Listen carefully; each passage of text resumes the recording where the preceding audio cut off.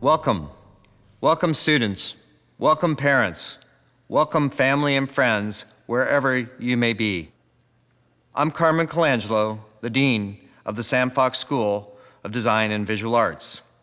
On behalf of the Sam Fox School, my faculty colleagues, and our dedicated staff, thank you for joining us to honor the Sam Fox School's graduating class of 2020. It's been such an extraordinary year. It's certainly been a year unlike any other, a bittersweet year, a year of celebration and profound challenges. But here's the thing about challenges. Challenges always teach you something good or bad. Challenges teach you something about yourself. They teach you about your capacity and your resiliency. They teach you about who you really are. I've spent most of my life in higher education. I've been a student, a graduate student, and for almost 35 years now, a faculty member. This is my 14th commencement as Dean of the Sam Fox School, and I've never been prouder. I'm proud of Washington University. Last fall, after 2 years of construction and many more years of planning, we contemplated the East End transformation. This encompasses 5 new buildings, including the Sam Fox School's wonderful Anabeth and John Weil Hall. There's a new garage, a sculpture garden, and a giant park that links everything together. It's beautiful. I wish we were all here on campus together right now. Last fall, we took selfies with Ai Weiwei. We marveled at his work in the newly expanded Mildred Lane Kemper Art Museum. We walked through the forever bicycles. We stared up at those bombs, that is the bomb wallpaper, and contemplated the refugees' odyssey. We looked to the future and challenged ourselves to think about what art, architecture, and design should aspire to be. But this spring, clouds began to gather. In early March, before most of us, I think it's fair to say, had recognized the coming storm, we made the decision to suspend in-person classes. This was enormously difficult, but as much as we might have wished otherwise, it was clearly the right thing to do. Early March, if you can remember back then, amazing to realize March was just 2 months ago. How many of us had heard of Zoom? We're all Zoom experts now, or maybe we're just zoomed out. I'm proud of our Sam Fox community. I'm proud of our medical school colleagues and staff. They've been on the front lines fighting COVID-19. I'm proud of the Sam Fox School faculty, like Hongji Yin, who began developing a system and furnace for killing the virus before it lands on surfaces way back in January, weeks before the virus had an official name. I'm proud of faculty like Mary Rupert Stroskew. As the shortage of personal protective equipment became clear, Mary worked with Barnes-Jewish Hospital and local manufacturers to source more than 100,000 isolation gowns and 250,000 sanitation wipes. I'm proud of alumni like Andrew Woodward, students like Alex Wicks, staff and faculty members including Wiley Brown, Leland Orphis, and Matt Barnham, who all work collaboratively with a diverse team of makers from across the Danforth and medical campuses. They use their talents and knowledge to help protect frontline healthcare workers on the ground by helping to make masks and assembling hundreds of 3D printed and laser-cut face shields. I'm proud of everyone from across the university who has contributed their time, energy, compassion, and expertise. I'm proud of the dozens and dozens and dozens of alumni who've sent messages of support. I'm proud of every fundraiser, every help session, every care package, and every donated N95 mask. But most of all, I'm proud of our students. I'm proud of the Sam Fox School class of 2020. I'm proud of all of you. Getting a higher education is a great privilege. Learning is invigorating, but learning is also work, hard work. In the best of times, learning takes rigor and discipline and focus. And despite the disruption, despite the worry, distraction, and grief, you have been remarkably focused. You have continued to learn, you've completed your capstones, finished your degree projects, and curated your virtual graduating exhibitions, including the 91st fashion show. You have pivoted, created, and you have persevered. I've seen this on multiple Zooms over the last few weeks, and I have been inspired by you. More than ever, the world needs you. We need your talent. We need your dedication.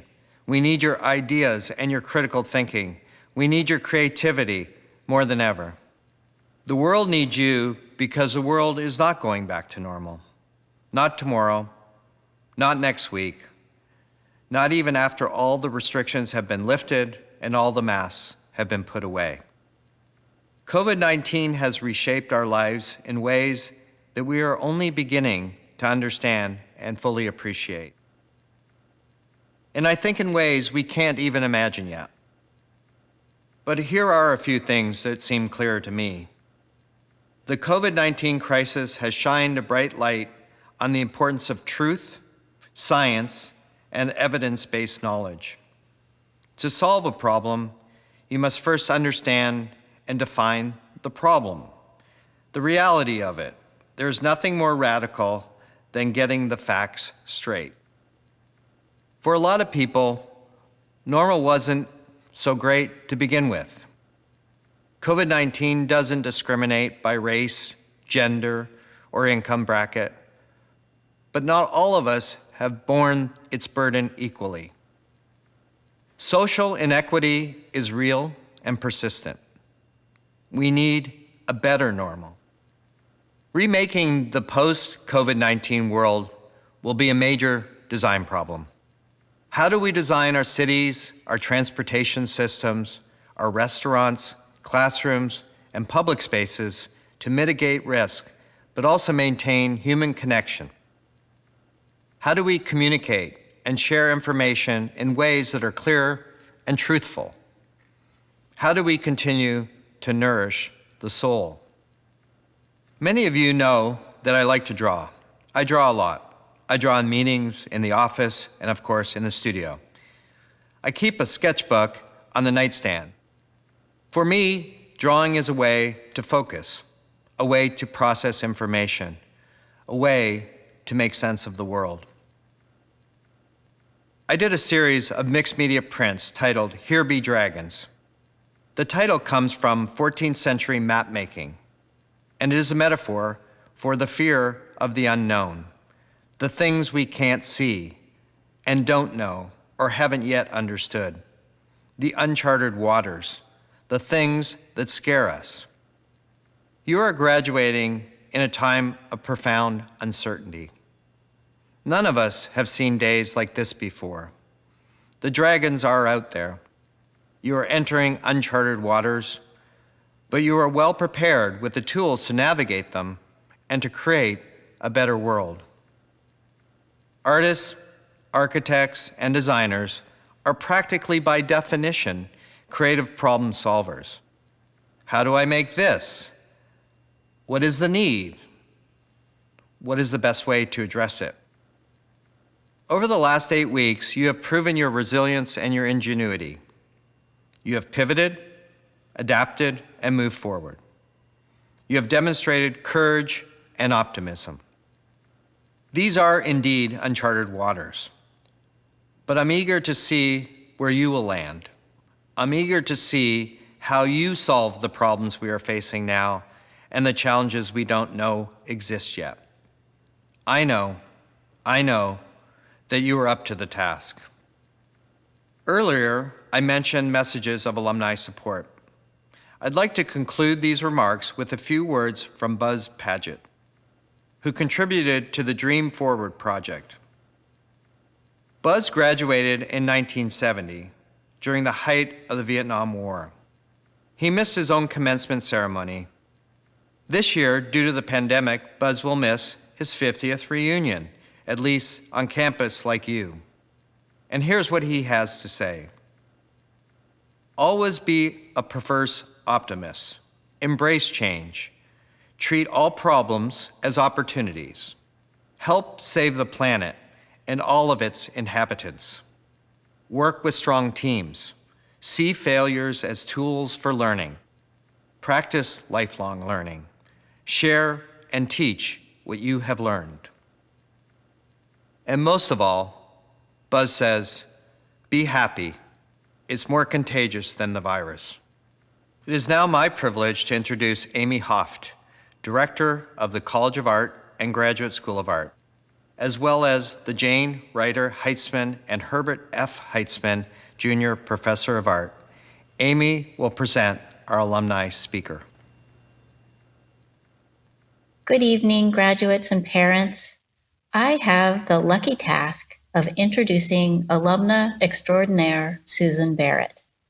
I'll start by saying that Susan graduated from WashU with a triple major in comparative literature, French, and painting. She then, if you can believe it, came back to WashU to earn her master's in architecture. So what does someone with that kind of curiosity and skill set do? Well, of course she decides she needs to remake the way the art world works. Her companies, Barrett Barrera Projects, produce exhibitions and projects that blur the boundaries between art and design. She often represents culture producers as their agent rather than as their dealer. Susan says that if someone is doing something to the absolute utmost of excellence, then she considers them an artist. They could be a fashion designer, a chef, an astrophysicist, or a painter. It really doesn't matter. She says that the art is in the fearlessness of their innovation. And true to her word, Susan has created a series of galleries that, more than anything, function as transmission devices and catalyzers of culture. Susan's projects happen in St. Louis as pop-ups in Miami, on catwalks in New York City, on dance floors in Paris, and across the world. But we're terrifically lucky she makes St. Louis her home and headquarters. Please help me to welcome Susan Barrett as our esteemed alumni speaker this evening. Congratulations, class of 2020. You will certainly not be forgotten. I'm sorry you and your family are missing out on the traditional pomp and circumstances of which you are truly deserving. I believe yours will be the graduating class that defines an important moment in our history. It was several years ago that I read that for the first time in history, education is preparing its students for an unknowable future. That was before the discovery of COVID-19. For the first time, we humans have created technology, but cannot dictate what it will become. We can't predict our own future. What technology has created is an acceleration of time and a rewiring of our children's brains. We've adapted to an unforeseen future. We've unknowingly created different dimensions of space and time. We've merged technology with biology, and this change only began a generation or two ago. We have yet to comprehend what we will become. What lies ahead in the future for you, for all of us. 3 months ago, we may have had a better understanding, but even the futurists must be caught off guard. What does that mean for your diplomas? What does that mean for your education? Yours is the class of a pivotal turning point in our history. How has your education prepared you for this unknowable future? My stepdaughter also graduates this spring with an undergraduate degree in public health policy, something I as a parent did not quite understand until a few months ago. Suddenly, I am not as worried about her finding a job. Choosing that degree was a stroke of luck. But what about the rest of you? The next statement is for the parents. Don't worry. I know, my parents worried when I graduated from WashU with a degree in painting and comparative literature. They worried less when I went back to get my master's in architecture.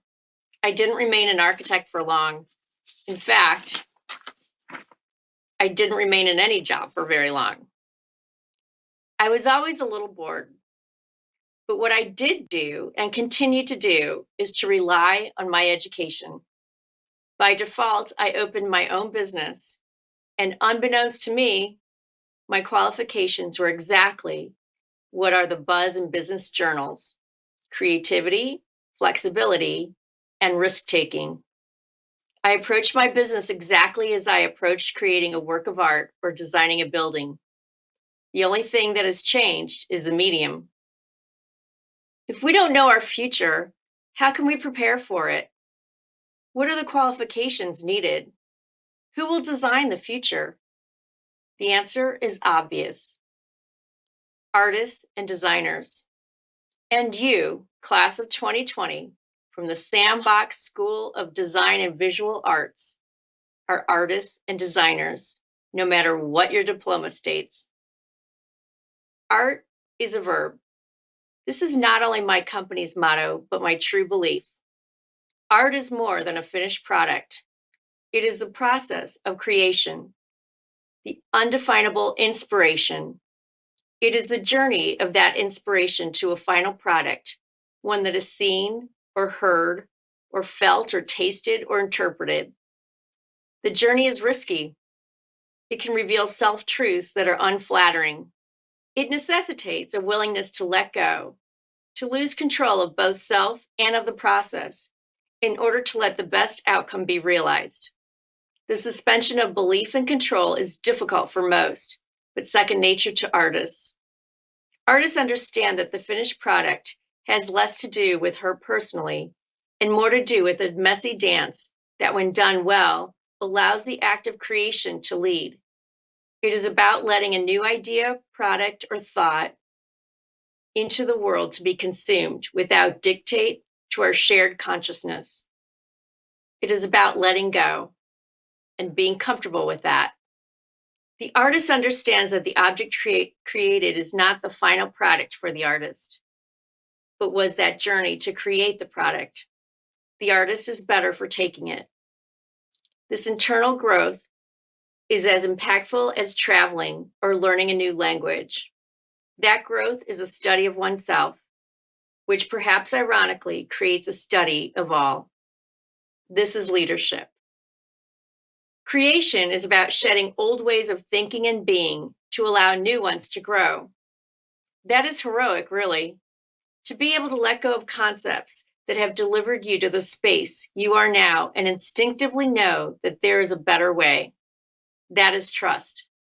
Trust does not come to us easily after we grow out of childhood, and our society has given us little place for trust.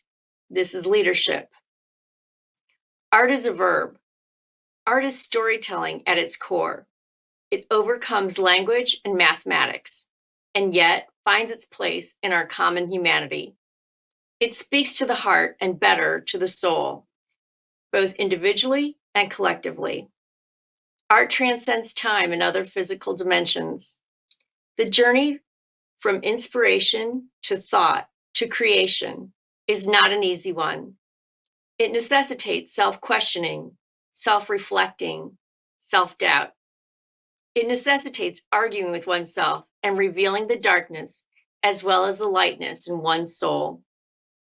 It necessitates tenacity, determination, and belief in more than oneself.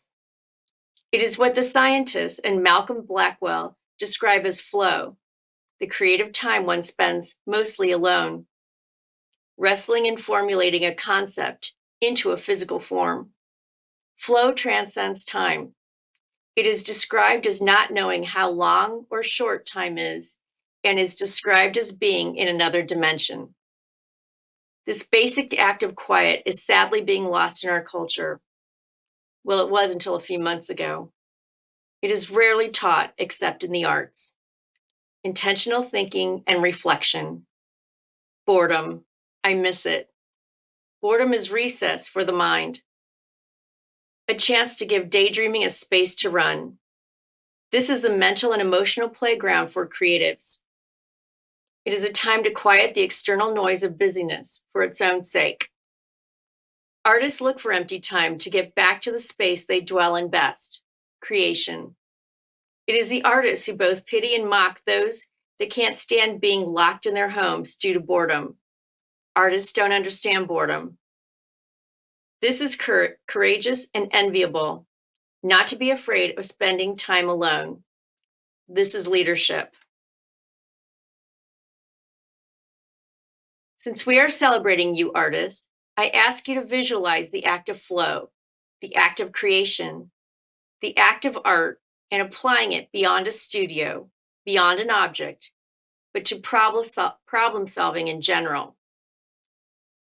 Who better to solve problems but artists who create our own conceptual problems only to struggle with and resolve them? Imagine the application of this process to problems we face daily on a global scale. Imagine applying your education to the seemingly insurmountable issues we face now. The thought leaders will be artists, those who can contemplate an issue from different scales and perspectives.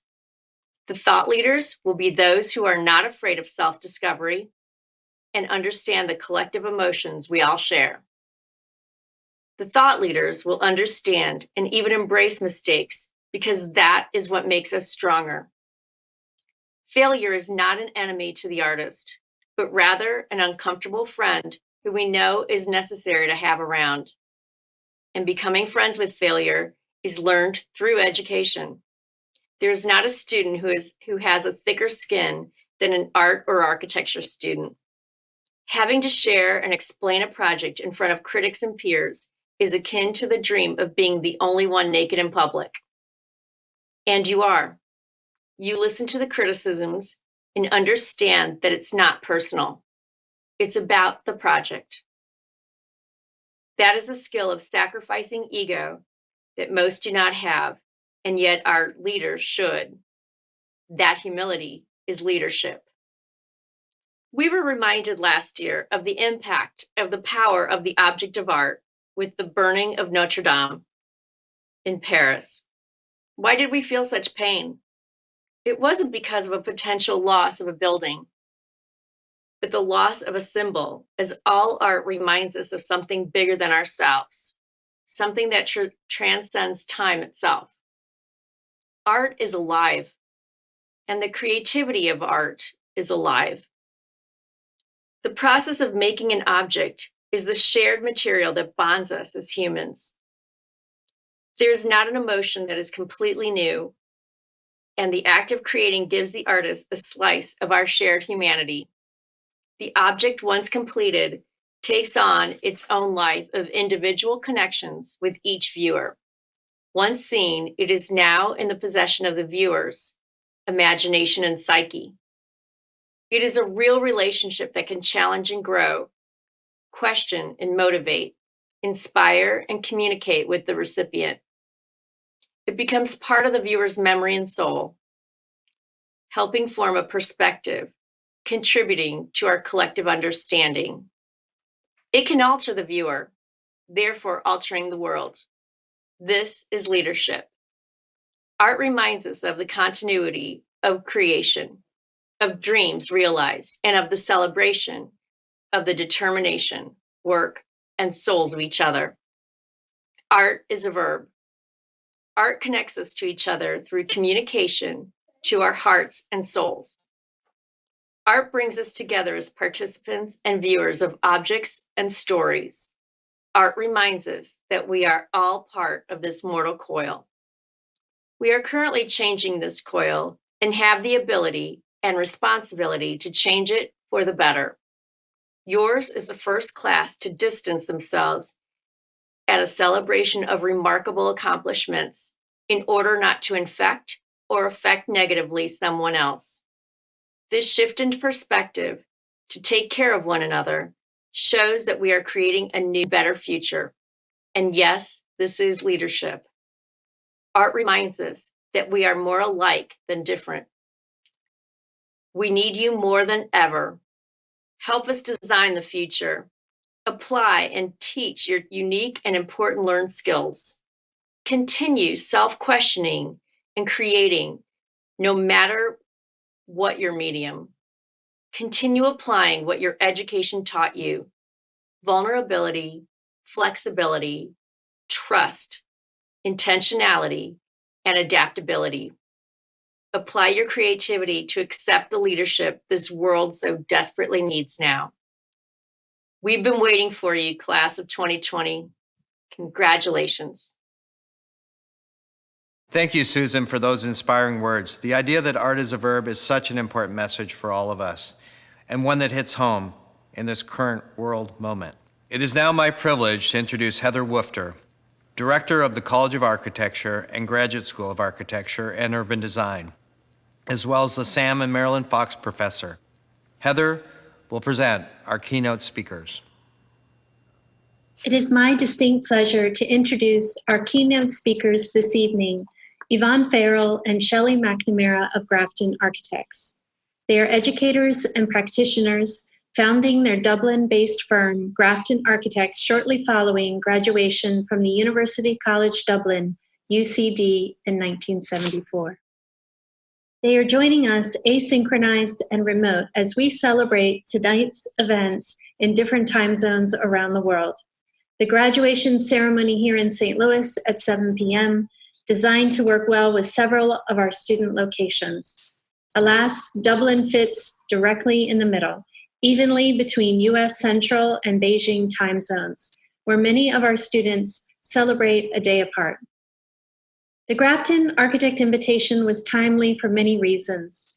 This year, Yvonne and Shelley received the Pritzker Prize, the highest honor in architectural profession, and their practice also received the Royal Institute of British Architects, RIBA, Royal Gold Medal for 2020. Friends of the school, this past academic year, Yvonne joined us for the annual Ruth Kahn Linford Lecture in October upon the invitation of Professor Robert McCarter, the Ruth and Norman Moore Professor of Architecture and author of Grafton Architects, published just a year prior. We are thankful that Shelley and Yvonne chose to celebrate with us today, as their message is an important one. The connection for architects is obvious, but perhaps even more powerfully, Shelley and Yvonne, their ethos resonates with artists and with designers, calling for a new geography, a world environment at one with the natural world, and a reality where imagined places prioritize humanity over economy. When you experience the work, their intelligence permeates the material. Space, light, sensory experiences, they transcend practicality. They sift through places, cities, and landscapes with poetic responses that one can only understand by knowing local conditions and particularities of a home. Yvonne and Shelley's works are sometimes quiet and other times assertive, comprehending the city's public space or becoming one with the landscape. In their Free Space Manifesto, these curators of the 16th International Venice Architecture Biennale express the following. Free space encourages reviewing ways of thinking, new ways of seeing the world, of inventing solutions where architecture provides for the well-being and dignity of each citizen of this fragile planet. Further, also from them, Free Space describes a generosity of spirit and a sense of humanity at the core of architecture's agenda, focusing on the quality of space itself. The questions, where are we from and who matters? What is collective in a practice? The designation Grafton Architects comes not from their personal names, but from the street upon which their practice was first located in Dublin on Grafton Street. Please join me in celebrating the graduating class of 2020 with the words of Yvonne Farrell and Shelley McNamara. Thank you. It is a real pleasure for myself and Shelley to be with you on this special day of the conferring of degrees. So, because Yvonne and I are in separate homes, working remotely from each other, Yvonne will speak for the first half of this address, and I will finish. Beginning with these honors, these degrees given to you all today by Washington University, St. Louis, Missouri, have special meaning for each one of you individually. as well as for all those who have supported you, family members, parents and friends, professors and teachers, all of those who have encouraged you from the very beginning. This is a day of celebration and gratitude, a day of achievement, a very special day, having achieved this hard set goal. Honored here today, together with other disciplines, is the profession of architecture, that ancient profession that affects the whole of society. Since 2008, more than half of the population of the world live in cities. In the next 30 years, that proportion will have increased dramatically. The effect of the built environment is so enormous that we believe that architecture could be renamed the new geography. As we move into the future, we need to remember that the earth is our client. Effective and efficient use of resources becomes our common goal. One of the most important natural resources is imagination. Universities are guardians of imagination. Education stretches each student's imagination to encompass, to access, to find their own strengths within the vast world of creativity and imagination. The Mexican architect Luis Barragán refers to the Mexican painter Jesus Reyes Ferreira, and I quote, who in his infallible aesthetic sense taught the difficult art of seeing with innocence, end of quote. We love this term, seeing with innocence. On the bank of the Mississippi and the Missouri rivers in 1764, the city of St. Louis was founded. In 1947, the Finnish and American architect Eero Saarinen won a national architectural competition for the Jefferson National Expansion Memorial. His idea was to honor Thomas Jefferson and create a structure, which I quote, would have a lasting significance and would be a landmark of our time, end of quote. On this day of your celebration, the 630-foot stainless steel-clad catenary arch, known as the Gateway Arch, acts as a rainbow, the symbol of hope for your lives ahead. In 2017, Shelley and I received Thomas Jefferson Foundation Medal in Architecture, awarded every year by the Thomas Jefferson Foundation in Monticello and the University of Virginia School of Architecture. When Thomas Jefferson lived in Paris between the years of 1778 and 85 as an American ambassador, there was a deep debate about new plans for hospital in that city. The proposed new hospitals were dealing with the then most up-to-date issues of medical science, well-being, and protection from infection. The winning plans for 4 alternative hospitals proposed centralized lawns surrounded by pavilions, connected by covered colonnades. Although these hospitals were never built, it is believed that they stayed in Jefferson's mind and influenced the layout of the academical village. Quoting from Paul Goldberger, Jefferson's Legacy, Dialogue with the Past, describing Jefferson's campus, he says, ultimately, the University of Virginia is an essay in balance between the built world and the natural one, between the individual and the community, between the past and the present, between order and freedom. The space of the lawn really is a room with the sky as its ceiling. I know of no other place in which a sense of architectural space can be so intensely felt, except perhaps the courtyard between the 2 wings of Kahn's Salk Institute, whose design owns no small debt to Jefferson. The celebratory dinner for the Thomas Jefferson Medal was held in Jefferson's own house in Monticello, and time was also spent in Jefferson's campus in Charlottesville. Within a few months of that medal ceremony in Charlottesville, I happened to be in Venice, in the United States Pavilion, during the 2017 Venice Art Biennale. And quite by chance, I heard the artist Mark Bradford in person explain his work entitled Tomorrow is Another Day, where he linked personal experience with social history, transforming part of the interior of the US Pavilion in Venice into a grotto, metaphorically under the Jefferson House in Monticello. The COVID-19 virus has changed our contemporary world, forcing us to learn how to work and live in entirely new ways. When Shelley and I were curators of the 2018 Venice Architectural Biennale, we became deeply connected to that beautiful city of Venice. One of the buildings where the exhibition took place is called the Arsenale, where the Venetian Republic built their magnificent ships.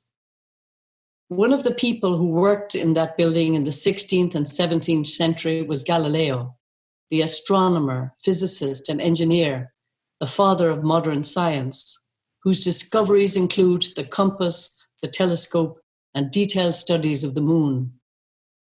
In a recent article from April of this year, called Galileo's Lessons for Living and Working Through a Plague in Scientific American, Observations Opinion blog by Hannah Marcus, she describes how an outbreak in Italy in the 1630s forced Galileo to find new ways of doing his research and connecting with his family. She says, and I quote, "Galileo's life teaches us that pursuing science has never been straightforward during an epidemic, and that it is nonetheless essential to persevere," end of quote. Some of the most public and turbulent years of Galileo's life took place during the bubonic plague outbreak in 1633. 327 years after Galileo died, on the 20th of July, 1969, Apollo 11 lands on the moon. Neil Armstrong, Buzz Aldrin, and Michael Collins are watched by 600 million people all around the world. It is the one small step moment. This was one of the most optimistic achievements in the United States, where imagination and intelligence and cooperation worked to make a dream come true. At the British Museum in London in 2013, there was a really wonderful exhibition curated by Jill Cook called Ice Age Art, The Arrival of the Modern Mind. The exhibition had some of the oldest images of animals and people in the world: lions, mammoths, dancing girls, mothers, men, alternative beings were among the drawings and sculptures created by artists during the last ice age, between 100,000 and 40,000 years ago. Quickly made sketches were featured alongside masterpieces. Together they provide a fascinating insight into the earliest modern minds and their capacity to communicate sophisticated ideas symbolically through art. As the prefrontal brain developed, so did our ability as early humans to symbolize thoughts, to develop abstraction and make metaphor. Investment in art was a measure of its social value. What is really important for us to remember today as we celebrate your graduations is that thousands of years later, investment in art is a measure of social value. When we imagine, when we discuss the built environment, we are transforming ideas. We are transforming brick and stone and concrete into visible culture. It is the evidence of what we value. It is spatial culture. It is dreams made real. When we build, we are investing in the present and the future. We are making a one-to-one scale model of what we value. Today, degrees are being awarded to each one of you. By your dedication and intelligence, you now become special citizens. Everything you will do, large or small, will have impact on others. On this special day, I would like to wish you, the new graduates, all the very best in your lives ahead. You are now renewed citizens of the earth. I'm starting with a quote from the French surrealist poet Paul Eluard, when he says, "There is another world, and it is this one." I love this quote because it somehow describes the world of the poet, the painter, the artist, the architect. Are we not forever imagining new worlds, and yet forever grounded and anchored in the complexity and physicality of this one. There is a hint here that change might happen from within all the constraints, restrictions, and imperfections of this world. There is an optimism here, expressed in the words of this poet who lived through and fought in 2 world wars. A work of art always encapsulates a sense of redemption, a sense of celebration of the human condition, a belief in beauty as a force. Architecture is an optimistic profession. Imagining new worlds is an act of optimism, and this is what you will do each time you make a project. Time. I love the way this short sentence compresses time. It suggests past and present as being one moment.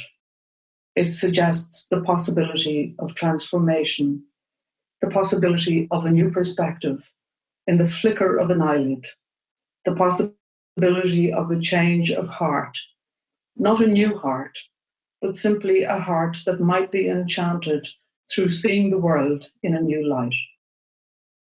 Time is not linear in art. It is perhaps more like a spiral, the free space of time and memory where the archaic and the contemporary are bound together. Carl Jung says, the unconscious psyche is not only immensely old, it is capable of growing into an equally remote future. When we start to make new work, we realize that imagining a future is similar to remembering the past. Discovery. There is another world, and it is this one. Makes us think that maybe the other world is already here and has only to be revealed, to be uncovered, to be revived. And is this your role as the next generation of designers, artists, architects, landscape architects? The future is challenging, but exciting, because the world has to change. Values have to change if we are to survive. You are so well equipped to deal with these challenges, to seize these as opportunities to imagine and participate in making a better world, to practice architecture in a way that embraces these new challenges, to reclaim territory given over by architects to others, to integrate infrastructure with architecture, to see potential in the way that waste, sewage, water, wind, rain, roads, resources, soil, trees, plants, animals, ecosystems can all be harnessed into one cohesive whole. Peter Buchanan says that before we understand what sustainability means, we need to learn how to love and revere the earth again.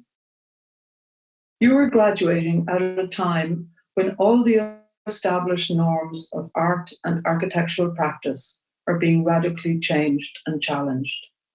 The first principles of art and architecture are becoming once again the first principles.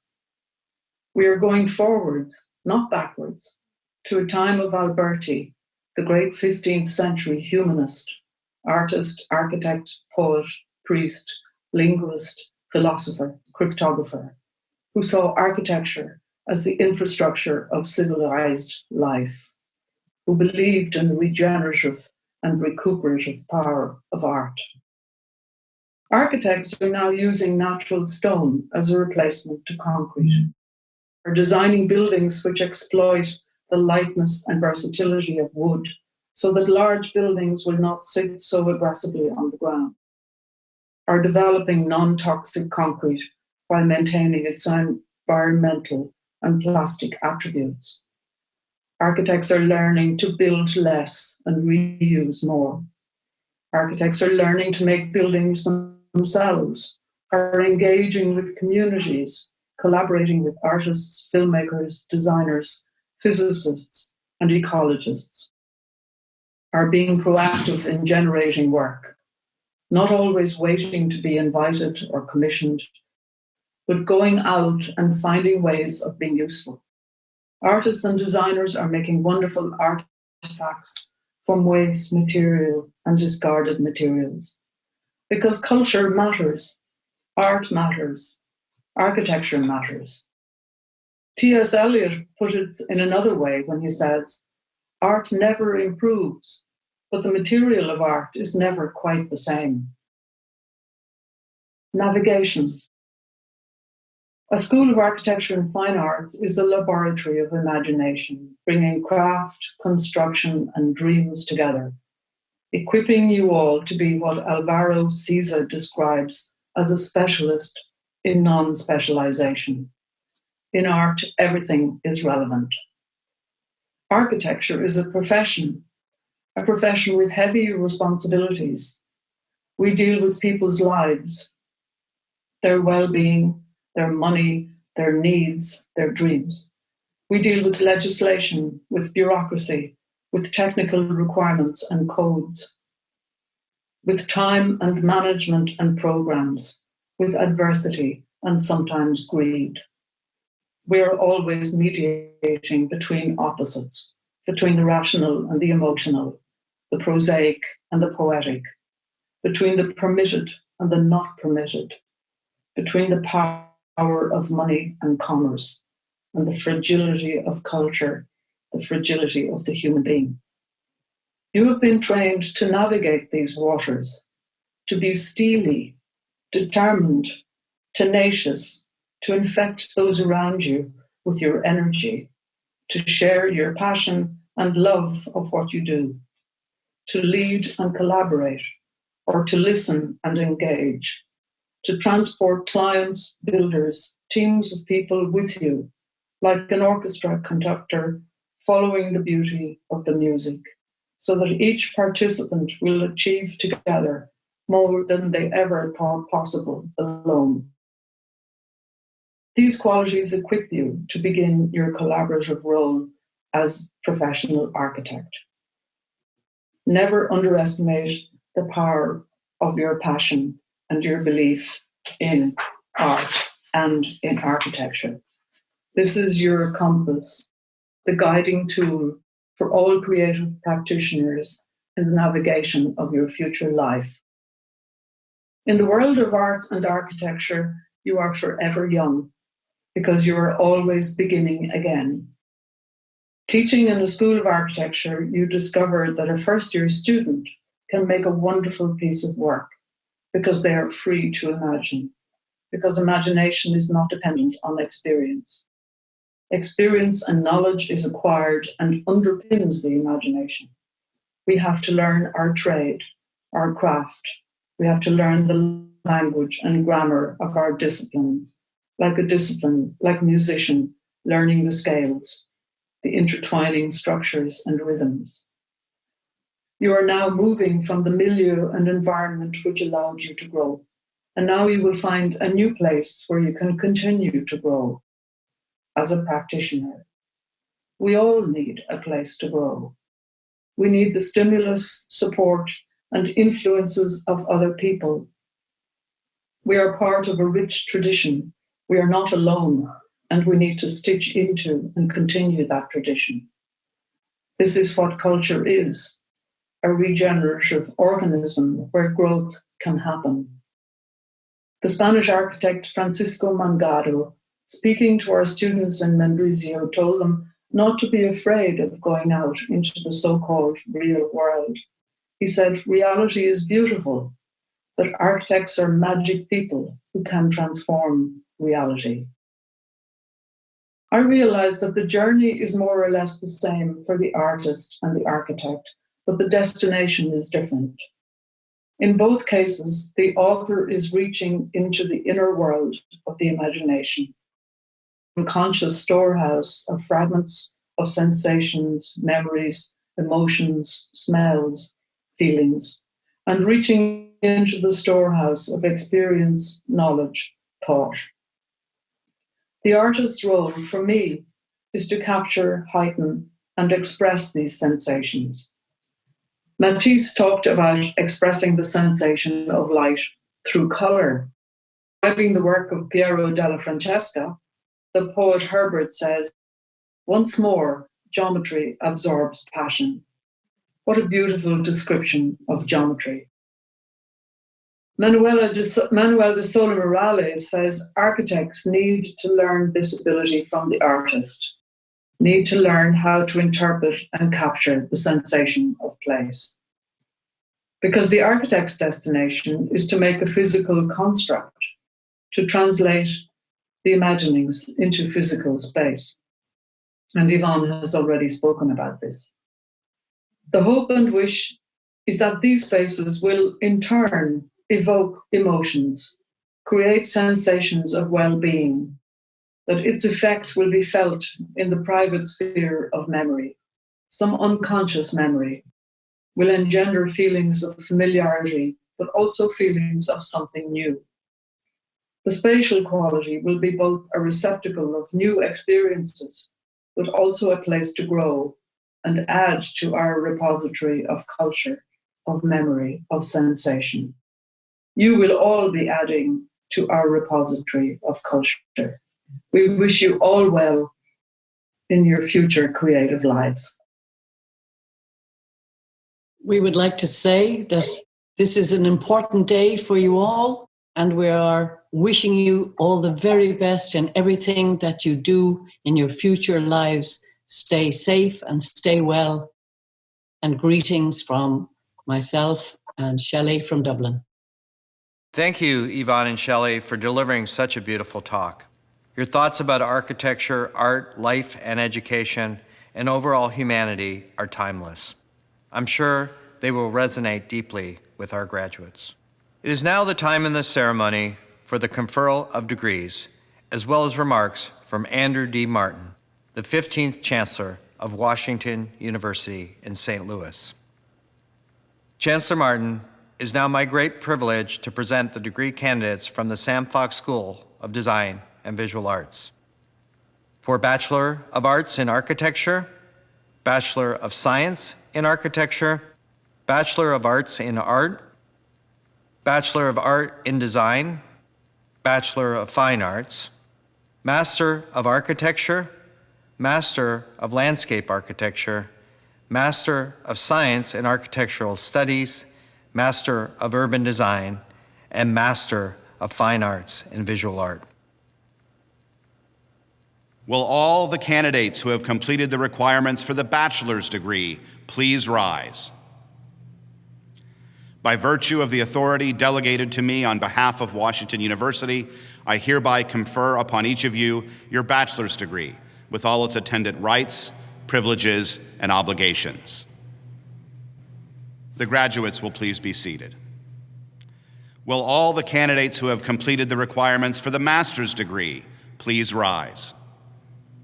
By virtue of the authority delegated to me on behalf of Washington University, I hereby confer upon each of you your master's degree with all its attendant rights, privileges, and obligations. The graduates will please be seated. Greetings to the class of 2020 and to your families and loved ones, and congratulations on this significant milestone. To the class of 2020, please know that this virtual event is not meant to replace your graduation. I can promise you that we are working on plans for a proper in-person celebration sometime in the future.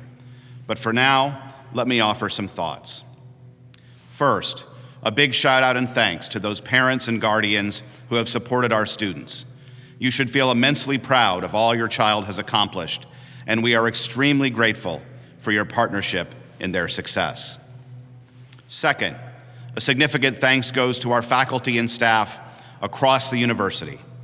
Those who helped move us quickly to remote instruction, those who helped pack belongings, those who sent notes with support, encouragement, and resources to our students, those who have been here all along to cultivate their success from the time they set foot on campus until now. We owe you a debt of gratitude, and I'm reminded, especially in moments like these, that it's people like you who make this place so special and distinctive. Thank you. And now to the class of 2020. I want to start with a story. This is a story about a young man named Sam Coster, who had a fairly typical childhood. He did well in school and then came here to Washington University to study psychology. He wasn't just interested in psychology, though. He also had a passion for art and gaming. After graduating in 2012, Sam and his brother launched a game development business where Sam drew the art and his brother did the programming. In a short period of time, they launched 2 games and were starting to find some success. And that was when things started to turn. After feeling feverish and lethargic one day, Sam went to the doctor and received the shocking surprise of a lifetime: the diagnosis of a rare, aggressive form of non-Hodgkin's lymphoma. He started treatment as soon as possible, though his diagnosis made him think differently about his family's business. He decided he didn't want his life to end before creating something truly special. And so, while undergoing treatment, he and his brother worked to develop another game, one that was different and more imaginative than the previous ones. As they focused most of their energy on the game, Sam was miraculously beating cancer's odds. Unfortunately, a few months later, the cancer returned, and the outlook was bleak once again.